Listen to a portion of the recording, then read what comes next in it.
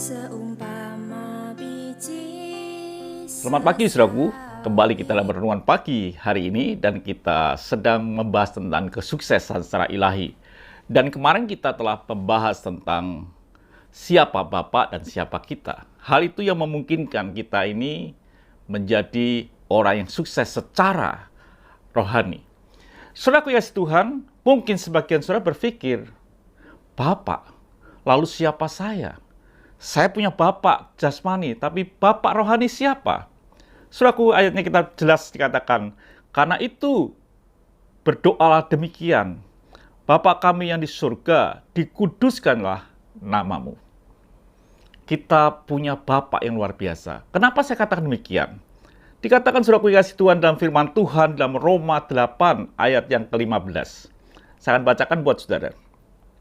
Sebab kamu tidak menerima roh perbudakan yang membuat kamu menjadi takut lagi.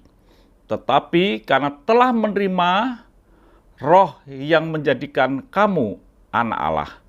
Oleh roh itulah kita berseru, ya Aba, ya Bapa. Ternyata ada alasannya kenapa kita layak dengan berani kita ini menyebut bahwa Bapa itu atau menyebut dia sebagai Bapa dalam kehidupan kita. Bapak yang mencukupi kehidupan kita, Bapak yang memenuhi kehidupan kita. Jadi saudara kasih Tuhan, alasannya jelas. Kita tidak perlu takut katanya. Kamu tidak perlu menjadi takut. Kita mempunyai satu hal, alasan, landasan, sehingga kita layak berkata, ya Aba, ya Bapa. Landasannya adalah kamu telah menerima roh yang menjadikan kamu anak Allah. Adanya roh Allah dalam hidup kita, itu membuat kita ini teradopsi menjadi anak Allah. Dan kita layak menyebut dia, ya Aba, ya Bapa. Kita layak menyebut dia adalah Bapa dalam hidup ini. Jadi kematian Yesus di Kalvari, dan janji Tuhan memberikan rohnya di dalam kehidupan kita, supaya kita tidak menjadi yatim piatu, itu menyebabkan kita mampu berkata, ya Aba dan Bapa. Jadi saudara kasih Tuhan, kalau saat kita berdoa, ya Bapa, ya di surga, itu bukan sekedar perkataan biasa. Itu ada landasan Kalvari. Landasan yang dilandasi oleh darah Yesus, kematian Yesus di Kalvari. Dan janji Tuhan mengirimkan rohnya dalam hidup kita, yang membuat kita menjadi anak Allah.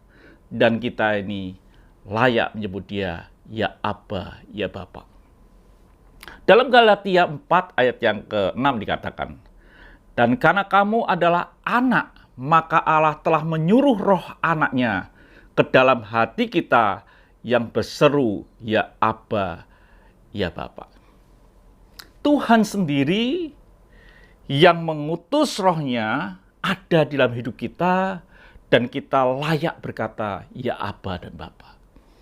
Jadi kalau saudara kasih Tuhan, kalau saudara mengerti seperti ini, betapa pentingnya dalam hidup ini kita berbahagia, kita tidak yatim piatu, kita tidak sendirian, kita punya yang disebut Bapa. Bapa yang tidak pernah mengingkari janjinya, Bapa yang menepati janjinya, Bapa yang menyertai sampai kesudahan zaman. Itulah membuat kita sukses secara ilahi. Tuhan memberkati. Mari kita berdoa. Terima kasih Bapa untuk hari ini.